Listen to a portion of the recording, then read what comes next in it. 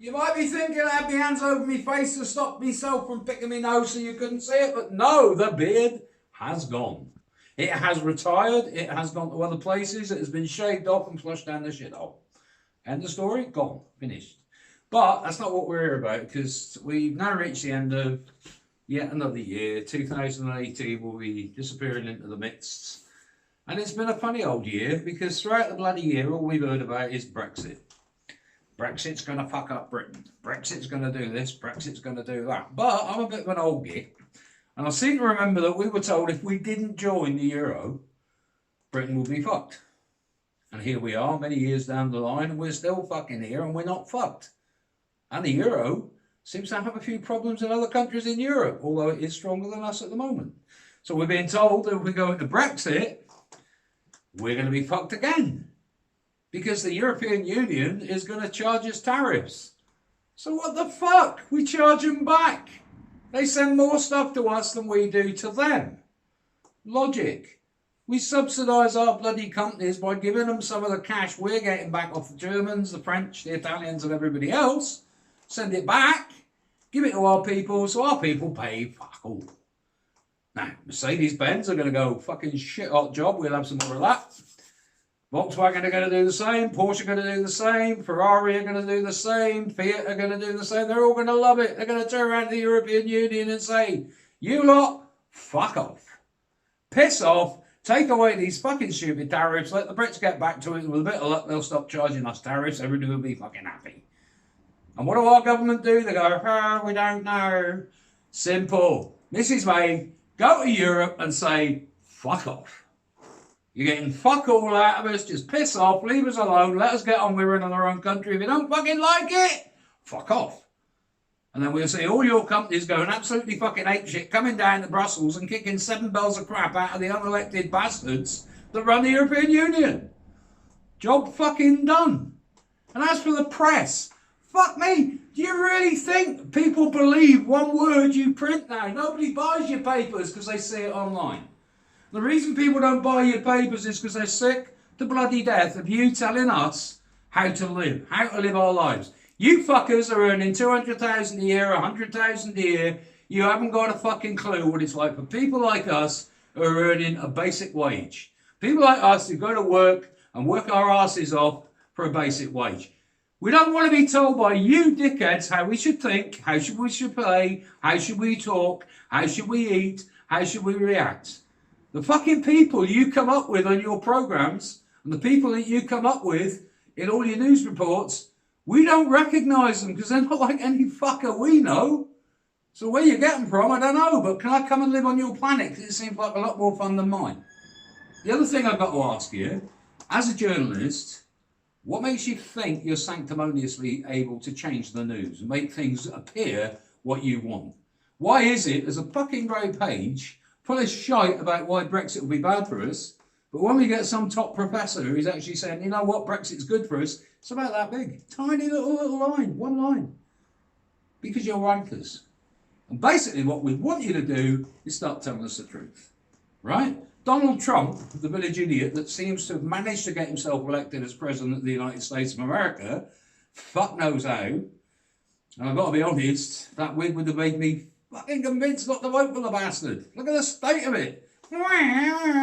This is a man who spent the entire an entire press conference telling us that a fucking island is an island in the middle of the fucking sea. We fucking know. We live on one, you dickheads. Britain is a fucking island. And yes, it's surrounded by water. And yeah, it's fucking ocean water. But it's kept us fucking free, liberated and able to live our own life for thousands of years. So up yours. And Mr. Trump, please, please, please, get your fucking hair sorted out. Please, because it's an embarrassment. You go around telling people you are the #1 man in the world, you are the world's most powerful man. Not fucking acting like it. You act like a fucking idiot. I don't claim to be the brightest man on the planet. I don't claim to be educated. And I don't have a load of people telling me what to say, do and fart. You do, but you ignore them. You must ignore them. Either that, or you've gone out to the local lunatic asylum and dragged them all in and said, come and fucking work with me. Now, there's only one other person who's got a cabinet as fucking chinless and mindless and headless as yours, and that's Mr. Corbyn's shadow cabinet. So this nice guy that told me the other day that apparently he read an article saying that the problems with Kentucky Fried Chicken was that Mr. Corbyn and all his vegan mates had nicked all the chickens, right? There are no headless chickens in Mr. Corbyn's fridge. They're all in his fucking cabinet, or his shadow cabinet, sorry. Coming back to politicians. What the fuck? We're going through a massive crisis, and all our politicians can do is put their thumbs in their asses and go, let's start fighting against the leadership. Fuck off! We told you what we want. I don't maybe agree with it. Other people I know agree with it. Other people I know don't agree with it. But we voted for Brexit. So fucking live with it. You're now being voted to get us out of Brexit. That's why you were elected. Okay, you might not agree, tough fucking shit. But stand behind the Prime Minister. She might not be the greatest thing we've ever had, but stand behind her and show some fucking solidarity on behalf of the country.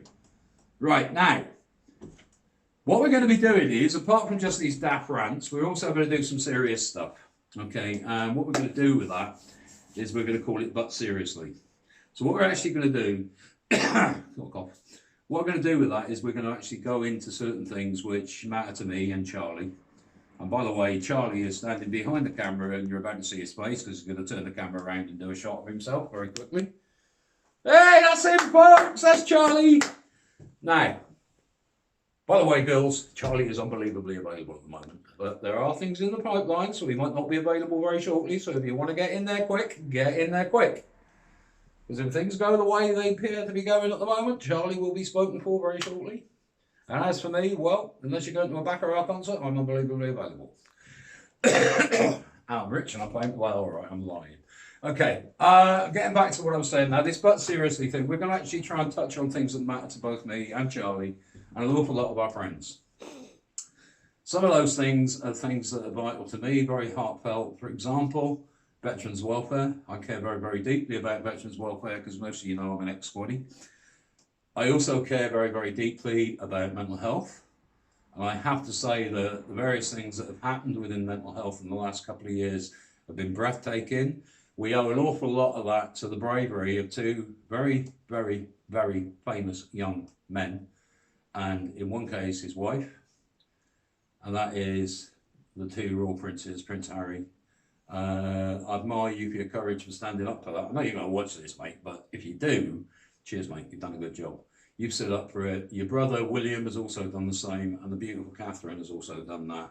And I've got to say this, I'm a royalist, I admit it, but if Catherine and William are going to be our next king and queen after his dad, can't wait. It's going to be bloody brilliant.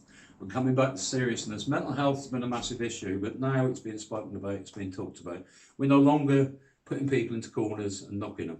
We're no longer saying, you're a nutter, mate, bugger off. We're actually giving people support, and that is actually happening, and that is happening because of people like them.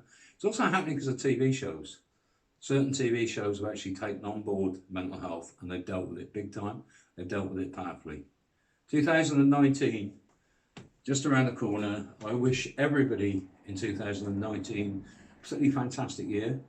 Let's try and leave the mistakes of 2018 in 2018. There's a couple of people I want to thank at the end of this year because it's been a bit of an unusual year for me. I've had some pretty brilliant experiences. I'd like to thank everybody at work because, as some of you know, back in July I was having problems. And I'd like to thank everybody, including the guys I work with, the guys and girls I work with, because you're all brilliant, you're all really supportive of me. I would also like to thank the managers who, without me knowing it, dealt with a situation that I wasn't capable of dealing with on my own. Thanks, guys. I appreciate it. And like I say, I hope this next year is going to be brilliant for you. What we're planning to do, as I say, we're going to try and launch the new channel completely because Charlie's got about 18 videos to put up now, so with a bit of luck he'll put a few up. Once those start going up, we're going to have two lots. So we're going to have the serious ones and the funny ones. This one's a bit of both, hopefully linked in together. Hopefully it's a bit of fun. Thank you very much for watching. I hope you carry on watching. And if you get ideas, there's anything you want me to rant about or talk about, just ask me. Okay, and I'll try and do something. But in the meantime, have a fucking brilliant night tonight. Enjoy it. Welcome 2019 with everything you got. get as pissed as a rat, make yourself look stupid, make yourself look ridiculous, and fucking enjoy it. Good night.